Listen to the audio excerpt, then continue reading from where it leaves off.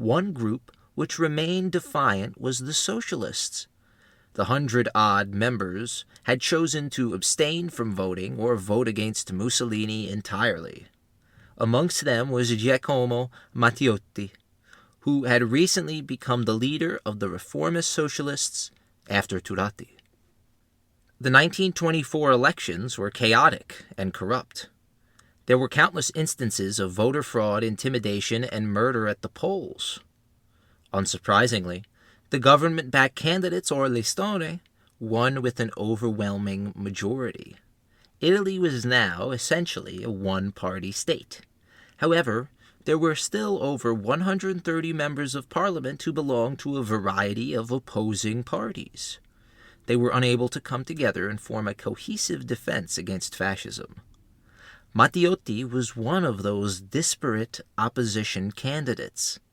He rose to speak to Parliament on May 30th and said, quote, "We have a proposal from the Committee for Elections to confirm numerous colleges. We are opposed to this proposal," unquote. Fascists were shaking their fists and berating the young lawyer from Rovigno, but he calmly waited for their vocal attacks to subside. He continued, quote, "Because if the government has obtained 4 million votes, we know that this is the consequence of obscene violence," unquote. The most rabid of the fascists were now trying to hurl themselves at Matteotti.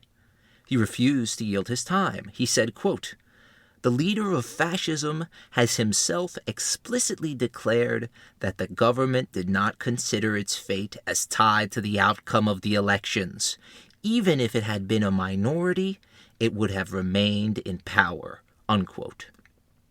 Utter tumult ensued. Amid the shouting, a fascist yelled, quote, "We will teach you to respect us by kicking you or shooting you in the back," unquote.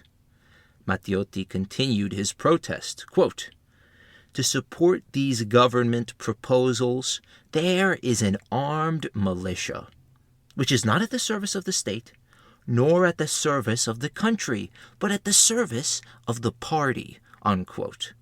Fascists demanded Matteotti be thrown out of the hall, but he continued, quote, "You want to hurl the country backwards toward absolutism. We defend the free sovereignty of the Italian people, to whom we offer our salute, and whose dignity we will defend by demanding that light be shed on the elections," unquote. Before concluding, Matteotti turned to his socialist colleagues, who were in an uproar of enthusiastic support. He said, quote, "And now, you can prepare my funeral oration," unquote. Mussolini was furious that this dissident would dare attempt to stand in the way of his new Italy. Additionally, he feared Matteotti would release an exposé detailing the corruption within the fascist party and release it to the foreign press. One example of the vast corruption within the fascist government was that leaders of the party were accepting massive bribes from Sinclair Oil for exclusive petroleum distribution rights in Italy. This type of scandal had the potential to ruin Mussolini's reign, as the king or opposition parties might deem it necessary to intervene upon hearing the sick truth. And public opinion of Mussolini would be forever tarnished, making it more difficult for him to hold power. Mussolini turned to a leading fascist and known murderer and arsonist, Amerigo de Muni.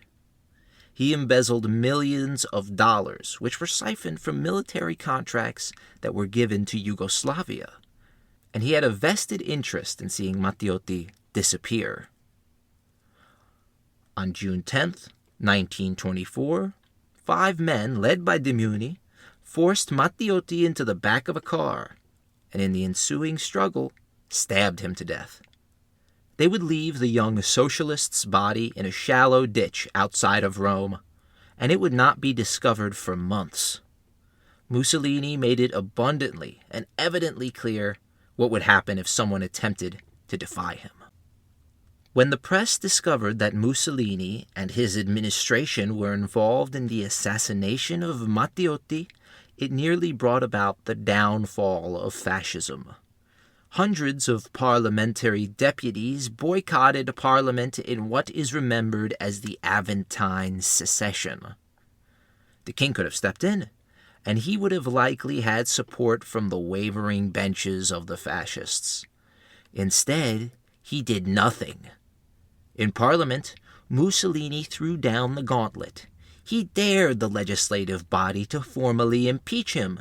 He said, quote, "Here, in front of this assembly and in front of the entire Italian nation, I declare that I, and I alone, assume political, moral, and historical responsibility for all that has happened. If some more or less garbled comments are enough to hang a man, then bring out the gibbet and the rope. If fascism has simply been castor oil and manganello, which is a heavy club, and not the magnificent passion of the very flower of Italian youth, the fault is mine. If fascism has been a criminal association, I am the head of that criminal association.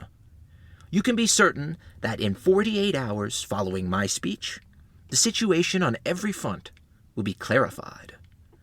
We all know that I am driven neither by personal caprice, nor by love of power, nor by ignoble passion, but solely by a strong and boundless love for the fatherland." Unquote. Within 48 hours, Italy devolved into a fascist state, just as Mussolini foretold. Christopher Duggan says, quote, "The opposition groups lingered on for some months, but they were little more than voices crying in the wilderness." Unquote. Following an assassination attempt on Mussolini, the reformist socialists were officially banned as a political party. When Catholic Party deputies attempted to return to Parliament, they were run off by armed fascists. In October, following another assassination attempt, all opposing parties were banned. In less than 5 years, the Fascist Party had gone from being a small, radically nationalistic association to being the only political party in the Kingdom of Italy. During the Matteotti crisis, 2 fascists had to resign. Several fascists were sentenced to 2 years in prison, while Dupuy got a healthy sum of lire from the state until it eventually collapsed.